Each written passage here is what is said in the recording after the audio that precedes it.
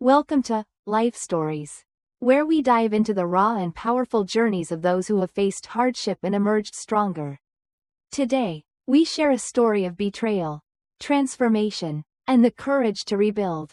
A woman, shattered by a tragic accident and the secrets of those she trusted, takes a brave step toward reclaiming her life.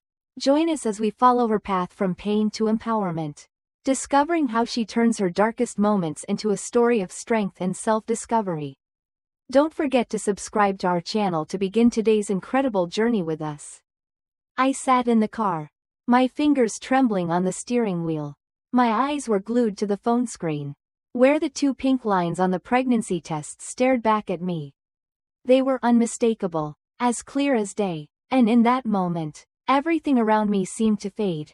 4 years of waiting, 4 years of longing, all filled with hope that would eventually slip away. And now, the miracle had finally come.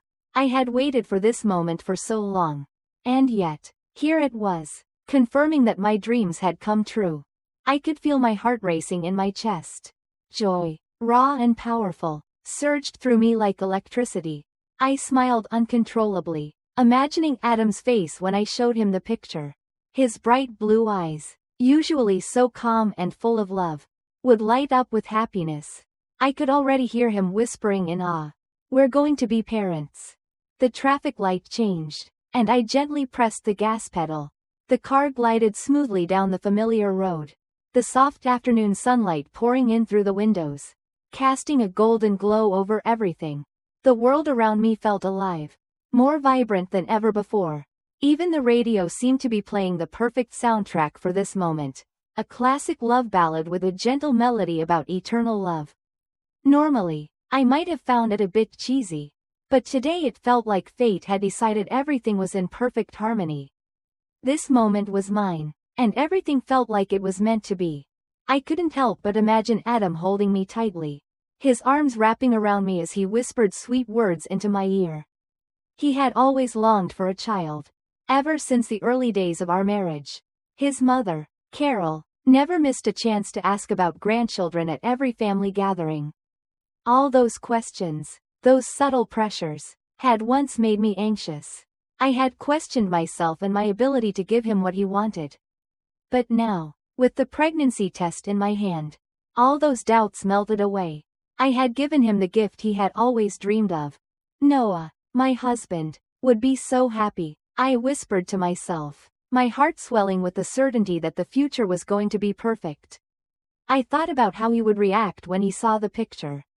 His joy, his pride, how we would begin this new chapter together. I could see it in my mind so clearly. And for the first time in what felt like ages, I felt a warmth spreading through me. A sense of contentment that I had never experienced before. All those years of yearning, of feeling incomplete, had led to this.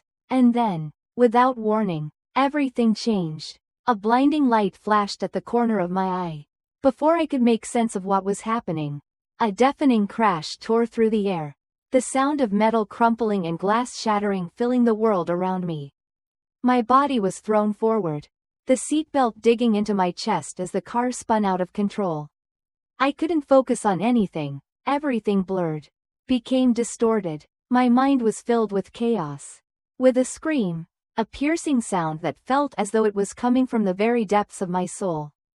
Through the madness, one thought echoed in my head, louder than everything else: protect the phone. I had to make sure Noah saw the picture, the image of the pregnancy test. He needed to see it. The car finally stopped spinning, but the silence that followed felt even more terrifying. I couldn't feel my face, and a warm liquid trickled down my neck. My heart raced, but the world felt so far away. A voice, distant and frantic, screamed, "Oh my God, I'm sorry, I'm so sorry." The voice was so detached, almost as if it were coming from another world. A hand touched mine, and a soothing voice spoke. "Can you hear me? Don't move, we're going to get you out." But I couldn't move. I tried to speak, to ask about the baby, but my lips felt frozen, as if they were no longer a part of me. Pain and coldness engulfed me, and the world felt so distant. The last thing I remembered was someone holding my hand, Their touch was gentle, comforting, and yet it promised something. Something that wasn't real. Everything will be okay. But I knew that wasn't true. When I finally woke up, the bright white lights of the hospital hurt my eyes. And everything seemed hazy. The pain was unbearable, spreading through every part of my body. I blinked a few times, trying to make sense of my surroundings. And then, through the blur, I saw Adam. He was sitting beside my bed. His head bowed, his hands clutching a crumpled tissue. His messy brown hair, the wrinkles in his clothes, and the dark circles under his eyes told me everything I needed to know. He had been here for a long time, watching over me, waiting for me to wake up. I tried to lift my arm, but it felt heavy, like lead. Every movement was a battle, each inch of effort demanding more from me than I could give. Adam? My voice was barely a whisper. But he heard it. His head snapped up, and his eyes locked onto mine. For a brief moment, I saw something in his gaze. Confusion, a nameless fear, but then, he smiled. It was a smile that never reached his eyes. "You're awake," he said, his voice forced, gentle, as if he had to hold himself together. "You had me so worried." I wanted to smile back, to reassure him that I was fine. But my face didn't feel like mine. A numbness had spread across my skin, and my mouth didn't respond the way it should. I felt like a stranger in my own body. A bad feeling crept up in me, but all I could muster was the one question that consumed my thoughts. "The baby?" Adam's hand tightened around mine, but there was no comfort in his grip. "I'm so sorry, Emily," he said, his voice trembling, not from sadness, but from something else, something I couldn't place. The doctors did everything they could. And in that moment, something inside me cracked. The reality of what had happened hit me harder than the pain of the accident. The baby was gone. My hopes, my dreams for the future, had been shattered in an instant. But there was more, something deeper that I could feel but couldn't quite understand. And as the sounds of the hospital faded into a muffled blur, a new feeling emerged inside me: emptiness. A cold, heavy emptiness that had nothing to do with the loss of the baby but everything to do with the loss of something far more precious: trust. Days passed in a haze. The hospital room became a blur of white sheets, pale faces, and quiet murmurs. The pain in my body was only a fraction of the pain in my heart. I tried to sleep, tried to focus on healing. But every time I closed my eyes, the memories of that moment, the crash, the scream, the sudden shift from hope to despair, flooded my mind. I couldn't escape it. I couldn't escape the feeling that something was horribly wrong. Adam was there, of course. But he seemed distant, like he was there in body but not in spirit. His visits became less frequent. And each time he left, I felt more alone than before. Carol, his mother, would come by, bringing food and talking about things that didn't matter. As though we were just going through the motions of life. She asked about my recovery. But I could sense the undertones of something else. The way her eyes would linger on my face. The way her voice would drop when she spoke of future surgeries. It was in one of these visits that the truth began to seep in. The message came late at night. The screen of my phone lighting up with an unfamiliar number. At first, I hesitated. A part of me wanted to ignore it. To keep pretending that everything was fine. That the world would go back to the way it was. But there was another part of me. The part that had been asking questions in the silence of the hospital room. The part that refused to believe that my life had been shattered by mere chance. The message was simple, but it rattled me. "Hello, Emily. I am William Cray, the father of the man who caused the accident. I am deeply sorry for what happened and would like to speak with you. Please, give me a chance." I didn't know why, but something inside me stirred. I typed a single word in response. Unsure of what would come next. "Okay." William's voice was calm when we met the next morning. His apology genuine but tinged with something else. Something that made me uncomfortable. Something I couldn't quite place. He led me to a quiet cafe, tucked away from the world. The sunlight filtering through the trees, casting gentle shadows on the ground. He seemed to have an air of formality, like a man used to responsibility. to the weight of things beyond his control. I never wanted any of this. William began, setting down a folder in front of me. My son, Brian, made a terrible mistake that night.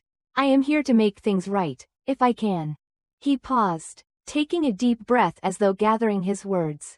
I was quiet, my gaze fixed on the folder in front of me. My mind was racing. Every word felt like a revelation. But I couldn't yet make sense of it all. William opened the folder and pulled out a few photographs, grainy, but clear enough to recognize. There was a picture of Brian, the driver of the car that had hit me. And next to him, a woman. The woman had golden blonde hair, her face perfectly made up. And there was something oddly familiar about her eyes. Hannah, William said, his voice steady, but there was a hint of sorrow. She was Noah's assistant. They were having an affair. Brian wasn't supposed to follow her. Noah had him track her down to apply pressure. But Brian had been drinking that night. He followed the wrong car. A chill ran down my spine. The words echoed in my mind, each one sharper than the last. Noah had been involved in this, my husband.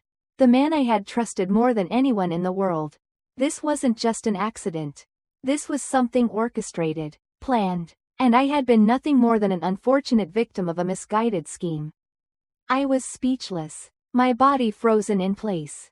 No, I whispered, my voice trembling. How could he do this? William's gaze softened, his hands clasping together as he spoke. I couldn't stay silent after what you've been through. I'm sorry it's taken me this long. But I think you deserve to know the truth. A knot formed in my chest. The man I loved, the man who had promised to be by my side through everything, had orchestrated my pain. My trust in him crumbled. And with it, the life I had built. But William wasn't finished. He reached into the folder once more and pulled out a document. This is everything, he said, sliding it toward me. If you want to take this to the authorities, I will support you, and I can help you in other ways too. He looked at me, waiting for my response, his eyes filled with sincerity. I know your insurance won't cover cosmetic surgery, but I can help with that. Not just to restore your old face, but to create a new one. A new identity. You deserve to start over. His words were like a seed, planted deep within me. I didn't know what to think, what to feel, but deep down, a part of me longed for the opportunity to escape, to rebuild, to move forward without the baggage of my past. I can help you, William repeated, his voice softer now. You don't have to live as a victim. You can be whoever you want to be.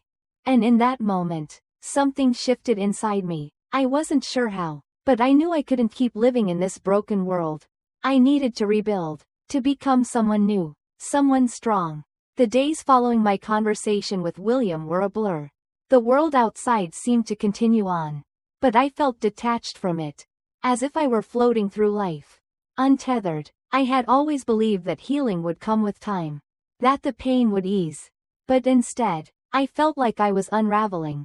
Every time I looked at myself, I saw only the shattered remnants of who I once was, physically, emotionally, and mentally. But in the quiet moments, when the chaos of my thoughts would momentarily still, I began to understand what I needed to do. I had spent so long trying to fix everything, to be who others expected me to be, to play the role of the loving wife, the supportive partner. But now, in the wreckage of my old life, I realized something vital. I had to save myself. With William's help, the path ahead seemed clearer. I agreed to the reconstructive surgery, though the decision didn't come lightly. I wasn't doing it for Noah, or for anyone else. I was doing it for me. To give myself the chance to start over, to erase the face that had borne the pain of betrayal. I would no longer be Emily, the woman who had lost everything. Instead, I would become someone new, someone who wasn't defined by the scars. Someone who could look at the future with hope instead of regret. The surgeries were extensive, and the recovery was long. Each day, I spent hours in quiet solitude, contemplating the life I had left behind. I thought about Adam, the man I had loved, and how his coldness had eroded the trust between us. I thought about his mother, Carol, whose superficial concerns about my appearance had made me feel like nothing more than a project to be fixed. But more than anything, I thought about the strength I had found in myself. When the bandages finally came off, I barely recognized the person in the mirror. The face staring back at me was different, not just in the physical sense, but in the way it held an air of calm strength, a sense of purpose. I had become someone else. And for the first time in months, I felt like I could breathe again. But the true transformation wasn't just physical. It was internal. In the silence of my recovery, I had found my voice. And I realized that I didn't need to live in the shadow of my past. The pain and the betrayal that had threatened to define me had instead become the very thing that pushed me forward. I wasn't going to let my story end as a tragedy. I was going to make it my triumph. When I finally emerged from my cocoon of recovery, I was no longer the woman who had been hurt by the man she trusted most. I was Michelle Cross. A new name, a new face, and a new identity. I wasn't hiding from the past, I was embracing it, using it as the fuel for my future. William was there every step of the way. He arranged for me to move into a small apartment in a quiet art district, away from the world I had once known. It wasn't much, but it was mine, and it felt like a sanctuary. I began to paint again, pouring all the emotions I had locked inside into each brushstroke. The pain, the betrayal, the fear, they all found their way onto the canvas, transforming into something beautiful. I wasn't just creating art, I was creating myself. And then, the opportunity came, the art exhibition. My first real public appearance as Michelle Cross.